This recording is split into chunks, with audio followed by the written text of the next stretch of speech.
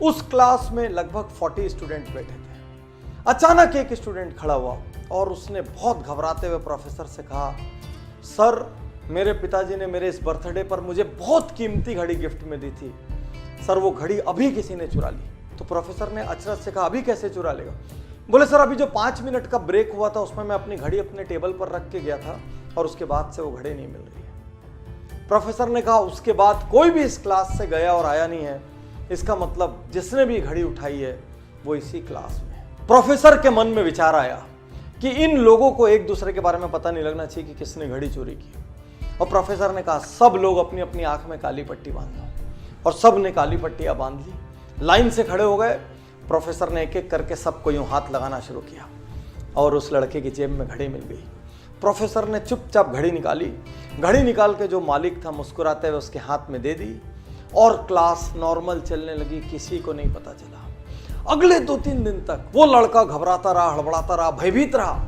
उसको डर था मेरी बात आज खुल जाएगी, मेरा राज आज खुल जाएगा, लेकिन किसी को पता नहीं चला। धीरे धीरे वो सब कॉलेज से निकल गए। बहुत साल बाद अब वो लड़का जिसने चोरी की थी वो अब एक बड़ा इंडस्ट्रियलिस्ट हो चुका था। कॉलेज का रीयूनियन का फंक्शन था, वो उस फंक्शन में आता है, वो अब एक सेलिब्रिटी सा है। वो उस फंक्शन में आया और उसने अपने प्रोफेसर के पास जाके उसके पैर छुए। अब प्रोफेसर से कहा, सर मैं आज आपसे एक बात कहना चाहता हूँ। प्रोफेसर ने कहा, बोलो।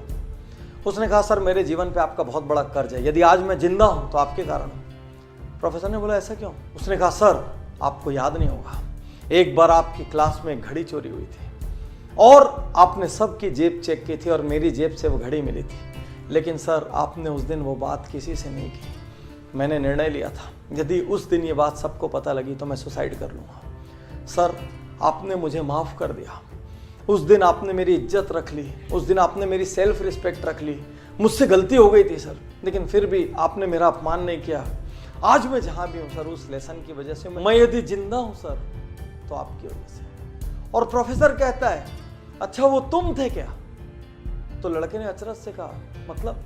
बोले, उस दिन मैंने तुम सबकी आंखें तो बंद कराई थी, लेकिन साथ साथ मैंने अपनी आंखों में भी पट्टी लगा ली थी ताकि मुझे भी नहीं पता चले मेरे कौन से स्टूडेंट ने ये काम किया है। मैं नहीं चाहता था मेरे अपने किसी स्टूडेंट की वैल्यू मेरी नज़रों में हल्की हो या मैं किसी के साथ दुर्व्यवहार करूं। ये सुनते ही वो लड़का जो अब एक नामी इंडस्ट्रियलिस्ट था, उसकी आंखों में आंसू आ गया और वो प्रोफेसर के गले लग के 2 मिनट तक रोता रहा। यही तो अद्भुत महानता है, किसी की गलती पता चलते हुए भी माफ कर देना, किसी को इग्नोर कर देना, उसको उसकी सेल्फ रिस्पेक्ट बचाने का मौका दे देना, पता होते हुए भी कि ये कल्प्रिट है, उस वक्त जाने देना ताकि उसको सुधरने का अवसर मिल सके, अपना चेहरा ऊंचा करके चलने का अवसर मिल सके। आज के इस युग में जहां हर व्यक्ति किसी न किसी की गलती ढूंढ रहा है, परिवार में माँ बाप की गलती, भाई की गलती, जीवन साथी की गलती, ऑफिस में बॉस की गलती, कलीग्स की गलती, कुछ और नहीं हुआ तो देश की गलती, समाज की गलती, राजनीति की गलती, सरकार की गलती, सबकी गलती ढूंढ रहे हैं।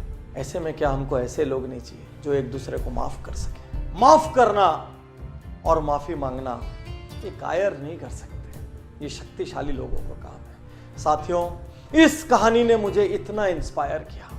एक प्रोफेसर जो ये नहीं चाहता कि उसका स्टूडेंट उसकी नजरों से गिरे, जो ये नहीं चाहता कि उसका स्टूडेंट किसी और की भी नजरों से गिरे। क्या ऐसे लोगों की समाज को जरूरत नहीं है, जहां पर हम लोगों की गलतियां होने के बावजूद उनको इंसान मान के, उनको मिट्टी का पुतला मान के उनको माफ कर सके।